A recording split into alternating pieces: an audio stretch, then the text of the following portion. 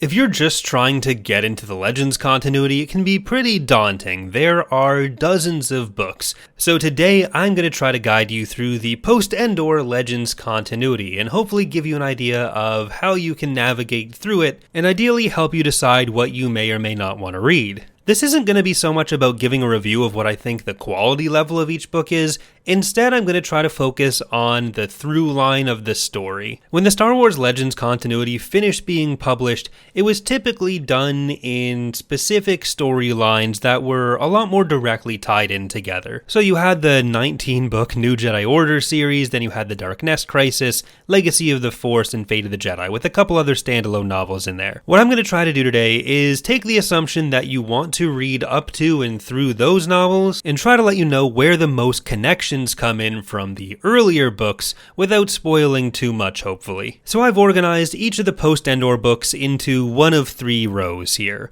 The top row are the books that get referenced heavily, that become a big part of either later novels in this period or in the New Jedi Order and beyond. I think with a lot of things like this, people probably overplay how lost you'd be without reading earlier material. Like, you could probably jump into the New Jedi Order series, and even if you don't know who everyone is, you'd still be okay. But if you want to go in with the best information possible, the top row books are the ones that you really want to focus on. The second row of books includes some connections, but not quite as many as the upper row. And then the third row of books tend to be a lot more standalone. None of this is to say that you shouldn't read the lower level books, just that depending on how many you actually want to read, these are the ones that you can leave out while losing the least context for the other novels. We're going to be going in essentially chronological order, so we're going to start here with the Bounty Hunter trilogy, which I have put in the lower column.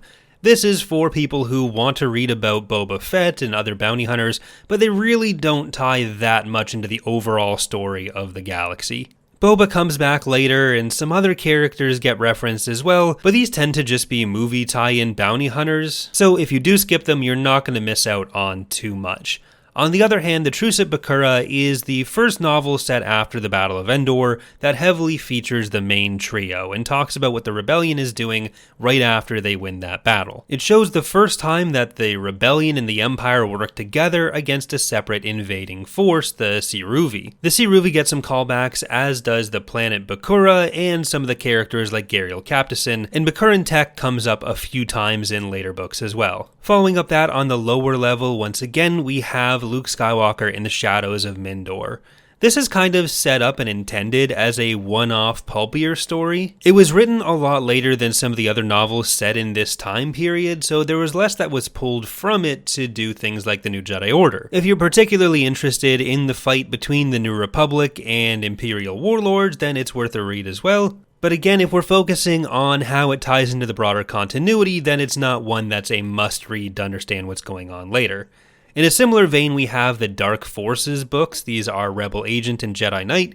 These focus on what Kyle Katarn was doing in the earlier periods after Endor. Once you get out past the New Jedi Order series, Kyle Katarn actually does play a bigger role. But I think especially if you play the Dark Forces or Jedi Knight games, you get enough information about that character. And I don't necessarily think he's a major enough one, even when he does start turning up in other novels, to make these must-reads to understand the galaxy. But continuing down the timeline, after that we're going to jump back up to the top row for some of the most important novels for establishing not just new characters, but also planets that get referenced throughout the rest of the continuity. These are the first 7 X-Wing novels.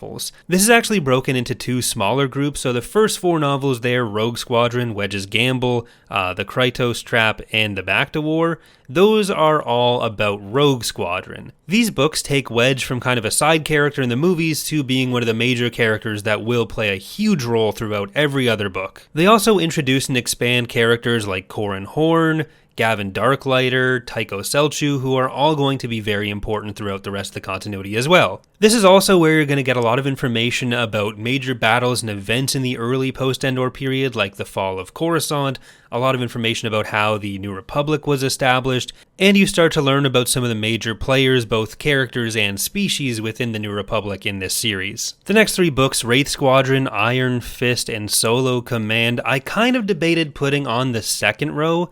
These are about a second starfighter squadron formed by Wedge Antilles. It's kind of the Star Wars version of Suicide Squad. You get even more fleshing out of Wedge as a character, and you see Han Solo leading parts of the New Republic military and campaigns against major Imperial warlords. A lot of the events that are happening in these books are quite important and impactful on the galactic level, and there are still new characters and new planets that do get referenced later on, but it's not quite to the same level as the Rogue Squadron X-Wing novels. So if the list of must-reads that I'm giving ends up being a bit too long for you, then I'd say these three you can probably slot down into the next level. I do really like them, but again, that's not really the point of what we're organizing here today. If you are trying to get the overall story of the period and not just the connections for later books though, these are books that should stay on your list in my opinion.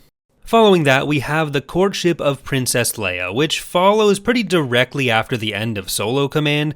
The events in this book and the prior book are very connected. Courtship of Princess Leia was published first, but it basically follows right on from the end of Solo Command, so we see the rest of Han Solo's campaign against Warlord Zinj in this book. I'm hopefully not spoiling too much here by saying this is where we cover the wedding of Han and Leia, well, one of three places where that happens, but whatever. But it also covers the introduction of the Hapen faction, one of the minor powers of the Star Wars galaxy, who will come into play as a New Republic ally throughout the rest of the timeline. From there we get to Tatooine Ghost by Troy Denning, another of the books that was published a little bit later, much like Shadows of Mindor, after a lot of the other stuff had been written. There are a couple things here that tie into some of the later books, especially Dark Nest, which was also written by Troy Denning, but this is more of a personal Han and Leia story, especially focusing on Leia's relationship with her father. You get some Phantom Menace characters returning, so if that's something you're looking for, then it's worth checking out, but it's not something that really adds to the overall story of this period. Next, though, we're getting to the books that I think you absolutely must read to understand what's going on in the Legends continuity in this period. This is, of course, the Thrawn trilogy. Almost everything that gets introduced in the Thrawn trilogy becomes important later on. It's also where Coruscant as a planet came from, with the name being brought into the prequel trilogy by George Lucas. It's hard to point to any characters or planets introduced by this trilogy that don't get brought up throughout the rest of the Legends continuity. So if I were going to make a row above this top one, it would probably be the Thrawn trilogy and the first 4 X-Wing books. But that brings us to the next X-Wing book, Isard's Revenge. This one I've got on the second row because while there is some stuff of galactic importance going on, there's not as much introduced here that stays as important throughout the rest of the continuity. If you really enjoyed the prior X-Wing books, then definitely check it out. If you didn't or you're already concerned about how much reading you're going to have to do, then it is one that you can skip compared to the prior ones that we've talked about. It's kind of about a smaller campaign against an Imperial warlord in the wake of the defeat of Thrawn. It brings back and develops more for a lot of the characters that were introduced by the prior Rogue Squadron books, but there's nothing it's really doing that's going to catch you off guard if you don't know about it later. That brings us to a different type of trilogy, the Dark Empire trilogy, which includes Dark Empire 1, 2, and Empire's End. These are actually not novels. Everything else we're talking about today are novels, but these are comic books. I'm including them though because they do have a very big impact on what goes forward in some of the other novels. Typically, there was a pretty big disconnect between Dark Horse, who did the Star Wars comics, and Bantam and then Del Rey, who did the Star Wars novels. There wasn't the same idea that everyone should be working together on the same overall story. Part of the reason the Thrawn trilogy is actually set before Dark Empire is because Timothy Zahn didn't want to write things that included stuff from Dark Empire, although other authors like Kevin J. Anderson would later change this attitude. These comics all tell the story of the return of Emperor Palpatine, so you get a lot of super weapons in there, a lot of characters that do get mentioned later on, and there are some fairly important mentions of events that happen in Dark Empire that get brought up in later novels. So even if you're not a big comic book person, I do recommend checking these ones out if we're talking about importance to the overall story. If you do like comics as well and you want to have some other comics worked into this, I'm going to go over a few other places you can look at the end of the video. From here we get to what I think might be my first kind of controversial take in this video. We have the Jedi Academy trilogy. These 3 books go over the establishment of Luke's Jedi Academy, as the name probably implies to you, but while all of that is very important, I do think that if you read the next book on this list that I put on the upper level, I, Jedi, you don't necessarily need to read the Jedi Academy trilogy. Jedi is about one specific character, Corran Horn, who was introduced in the Rogue Squadron books, and then it tells a lot of different events from his perspective. So that means you get a lot of what happens in the Jedi Academy trilogy retold from Corran's perspective, which is kind of funny because Corran isn't in the Jedi Academy trilogy at all, so you kind of have to imagine him just off screen in all of the scenes that happen there. So I have Jedi in the upper level because it's basically Jedi Academy plus extra information. There are a few other things that get introduced or which happen in the Jedi Academy trilogy which Jedi doesn't cover to the same extent at least. So you'll notice here that I have a blue border around some of the novels here, including the Jedi Academy trilogy and some you're going to see coming up soon. The New Jedi Order series has 19 books, and then there's 3 Dark Nest books, 9 Legacy of the Force books, and 9 Fate of the Jedi books. If you're looking to pare some of this down more, say you're just planning to read the New Jedi Order and you think you might stop there, then the books that I've outlined in blue don't offer quite as much extra information. These become a lot more important as you get into especially Legacy of the Force and then Fate of the Jedi. For example, the Jedi Academy trilogy introduces a character, Natasi Dala. She's an important Imperial Admiral who does things that really matter for this era, but then she drops off and eventually she becomes more of a factor in Legacy of the Force. So if you're trying to get as much of the overall galactic story in this period, you should read them and find out more about Dala. If you're just trying to focus on things that get brought up in New Jedi Order, then you don't necessarily need to know those things. But if you're going all the way through to Legacy of the Force and Fate of the Jedi, then they become more important again. It's a similar thing with the next 3 books we're going to talk about in the top row here. The other 3 blue-bordered books I have, Children of the Jedi, Darksaber, and Planet of Twilight. Together, these make up what's called the Callista trilogy. On the Imperial side, they focus more on what Dala is doing in this time period, especially Darksaber, but they also introduce a character, Callista Ming, who forms a close relationship with Luke Skywalker. Also in this section, we have X-Wing Starfighters of Adumar, which is kind of in the same boat as Isard's Revenge. Adumar, the planet, does get mentioned again later on, and there are some other characters that are important. You get to see a bit of the transition of Wedge Antilles from being a starfighter pilot to being in the higher ranks of the military. So it's not like you're getting nothing from this book, but there's not as much that's built on in future books. After that, we have the Crystal Star in the lower tier. I'd say there's more connections here and more of galactic importance going on than in, say, the Bounty Hunter trilogy, but there's really not all that many things that become important later, or that play a hugely important role in the development of any characters. It is the earliest book in the timeline where you get a lot of stuff from the perspective of Han and Leia's kids, but a lot of the characterization for the 3 kids they have, Jason, Jaina, and Anakin, isn't super consistent in these novels. They don't really have quite as defined personalities, so even from that perspective, you're not missing out on too much if you skip them. That brings us to our next 3 books, the Black Fleet Crisis trilogy, so Before the Storm, Shield of Lies, and Tyrant's Test.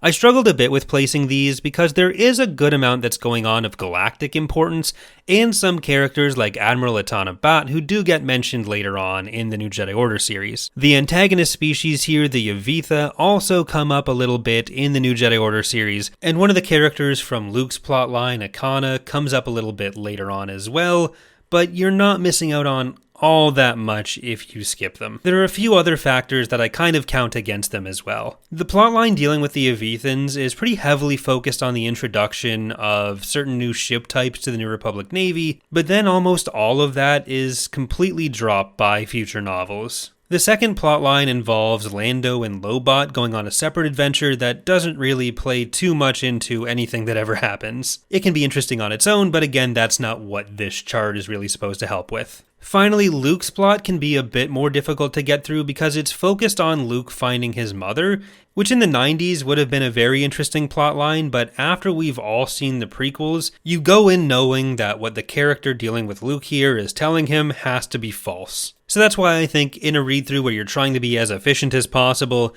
these don't necessarily qualify as must-reads. It's kind of the same situation for the next book here, The New Rebellion. This book focuses on some fallen apprentices of Luke's from the Jedi Academy. One of them, Brachus, does play a bigger role in another book series we're going to talk about, but a lot of the events here do tend to be more one-off and self-contained. If your read-through is focused on getting the best idea possible of this time frame, this book and the Black Fleet Crisis probably are worth making the list, but if you're trying to pare things down and get to some of the later era books, this isn't one that's going to add a lot of context or continuity. Getting closer to the end of this period here, about 20 years after the Battle of Yavin, we have 3 books, the Corellian trilogy, that I actually think get undervalued for how important they really are to this period, and especially to the stuff that follows. This trilogy is almost on the level of the Thrawn trilogy and the first 4 X-Wing books in how important stuff from it becomes later on, and how much it connects to some of the other stuff within just this period. It tells the story of a revolt by Corellia against the New Republic, and it includes callbacks to Truce at Bakura especially, but most importantly it introduces Centerpoint Station and characters like Thrak and Sal Solo, who remain important throughout both the New Jedi Order and Legacy of the Force. Jaina, Jacen, and Anakin Solo also are a bit more identifiable as characters here, and they play a very big role. So if I'm dealing with that imaginary 4th level above this row, then this trilogy probably joins the Thrawn trilogy and the X-Wing books on that row. But following that up, we have the Hand of Thrawn duology, Spectre of the Past and Vision of the Future. If you're just a novel reader, this is probably where you're going to be introduced to Soontir Fel, whose family becomes important later on, but most importantly, this tells the story of how the Empire and the New Republic made peace, setting up for the state of the galaxy once you do get to the New Jedi Order. And even if you're not going to read the New Jedi Order at all, then it kind of wraps things up for this period storyline. This duology and Survivor's Quest, which I have on the middle row, also deepen the relationship between Luke Skywalker and Mara Jade. So character-wise, I think Survivor's Quest is pretty important, but overall plot-wise, it's not one that you absolutely have to read. Between those books timeline-wise, but on the lower tier of narrative importance, we have Scourge. This is again not a comment on quality, but this is probably the most skippable book when it comes to the overall narrative. It's a standalone story about a master and apprentice pair within Luke's order. There's very little that goes on here that's referenced in later works, and its connections tend to be more to RPG material rather than stuff that was important to prior novels either. The last section here, with all the smaller book covers, are actually young reader novels.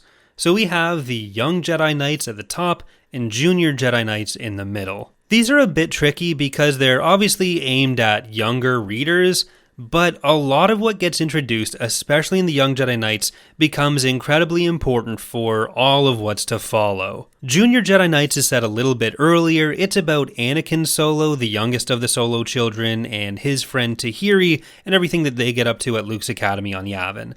The Young Jedi Knight series is about Jaina and Jacen, the older children of Han and Leia, and all of what they get up to at the Jedi Academy with their friends Zek, Tenel Ka, and Lobaka, who is Chewbacca's nephew. These characters all kind of take up the mantle of being the main characters alongside Luke, Han, Leia, Wedge, and all of those other ones. So if you're able to find these books and you're not put off by the younger intent of who's supposed to read them, then they can add a lot of information that's useful and which can build up some of those characters that you're about to spend a lot more time with in the New Jedi Order especially. After this point, as I kind of mentioned at the start of the video, once you get into the New Jedi Order, everything really follows up. It's a lot more serialized, going from the New Jedi Order series to Dark Nest, to Legacy of the Force, and then Fate of the Jedi. There are a few other standalone novels and a duology mixed in there. So you have Crosscurrent and Riptide as the duology, Millennium Falcon, a final X-Wing book, and then Crucible. Crucible essentially becomes the capstone for the Legends continuity. There was going to be more set after that, but that got cancelled with the buyout by Disney. If I was going to organize all these books into the same kind of row system, you'd have Crucible and Millennium Falcon at the top, then you'd have X-Wing Mercy Kill in the middle row, and you'd have Crosscurrent and Riptide at the bottom. They're a kind of weird pair of novels that are about Kyle Katarn's apprentice from the Jedi Academy game, and there's a lot more esoteric cloning and Force stuff going on, rather than major connections to what happens in the galaxy or to other main characters. I did also say I'd briefly talk about some comic books. Going by the same kind of criteria of focusing on things that tie into other works more, there are two other things that I would potentially recommend you read. There are the X-Wing comics, which tie more into the X-Wing novels, but they have a few characters introduced, like an earlier introduction for Soontir Fel, that play a role throughout some of these other novels. So this would be earlier on in the timeline. Secondly, getting the blue border treatment of relevance to Legacy of the Force but not New Jedi Order, we have parts of the Marvel comic run. In particular, there's a character named Lumaya who gets introduced in some of those comics who becomes much more important in Legacy of the Force.